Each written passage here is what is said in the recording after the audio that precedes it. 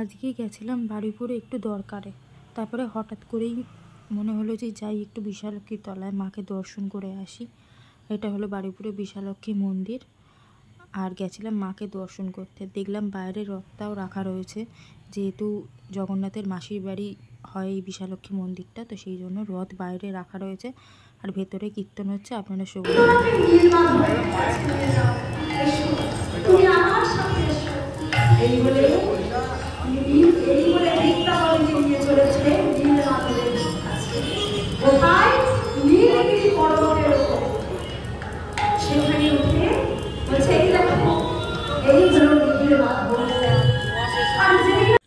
যেহেতু এখন এক সপ্তাহ জগন্নাথ দেব এখানে রয়েছেন, তাই প্রত্যেক দিনই এখানে কিন্তু কীর্তনের আয়োজন ওনারা করেছেন।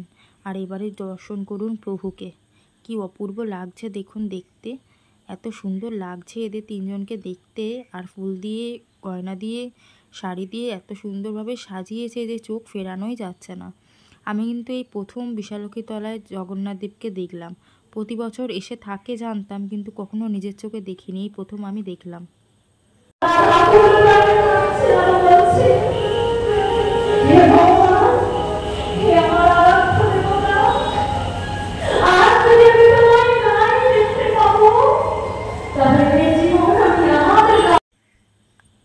আপনারাও দর্শন করুন, পাশেই রয়েছে শিব ঠাকুর। আর এখানকার যে অধিষ্ঠাত্রী দেবী, যার নামে এই মন্দিরটা, সেই হলো মা বিশালক্ষী। মা বিশালক্ষীকে আপনারা দর্শন করুন। আমি তো খুব ভয় ছিলাম যে ফটো তুললে বা ভিডিও করলে যদি কিছু বলে, কিন্তু ওনারা কিছু বলেননি। তো মাকে দর্শন করুন, কি সুন্দর দেখুন, একদম ছোট্ট পুতুলের মতন।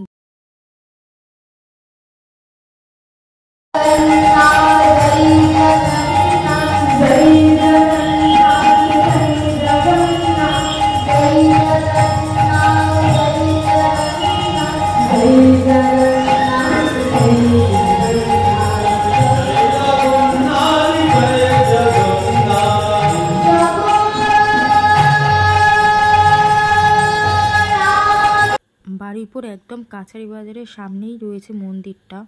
তো বারুইপুরে প্রায়ই যাওয়া হয়, মন্দিরে খুব একটা আসা হয় না, কিন্তু আজকে আমি ঠিক গেলাম, গিয়ে দর্শন করে এলাম। আর এখানে সারা সপ্তাহ যা অনুষ্ঠান সূচি ছিল, প্রত্যেক দিনই কীর্তনেরই ছিল যা দেখলাম, তো সেই অনুষ্ঠান সূচিটাই করা রয়েছে।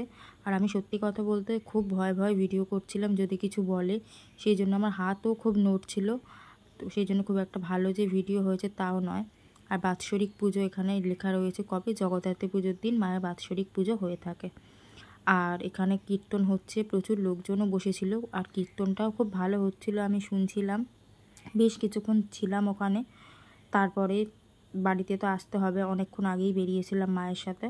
তো তারপরে কিছুক্ষণ কীর্তন দেখে, আর এখানে কি সুন্দর কীর্তন হচ্ছে দেখুন, উনি এত সুন্দর কীর্তন করছিলেন নেচে নেচে, যে এত ভালো লাগছিল বলার মতো না। বেশ কিছুটা টাইম খুব ভালো কাটলো। জগন্নাথ দেবের দর্শন এইভাবে পাবো কখনো ভাবিনি, কারণ বারুইপুরে এদিকে রথে খুব একটা আশা হয়ে ওঠে না। তো সেই জন্য জগন্নাথ দেবের দর্শনও পেয়ে গেলাম, মা বিশালক্ষীর দর্শন পেলাম।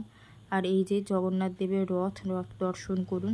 রথটা এই বাইরেই ছিল এক সপ্তাহ, কালকে জগন্নাথ দেব চলে যাবে নিজ গৃহে, মন্দির ফাঁকা হয়ে যাবে, মা বিশালক্ষী বিরাজমান ওখানকার, মা বিশালক্ষী বিরাজ করবে। আর তারপরেই চোখে পড়লো এই শিব ঠাকুরটা। এটা এত ভালো লাগে দেখতে যে কি বলবো, মাথার ওপর থেকে জলটা পড়ে, খুব সুন্দর লাগে এই ঠাকুরটাকে দেখতে। তো আজকে ভিডিওটা এটুকুই, দেখা হবে পরে কোনো ভিডিওতে, বাই।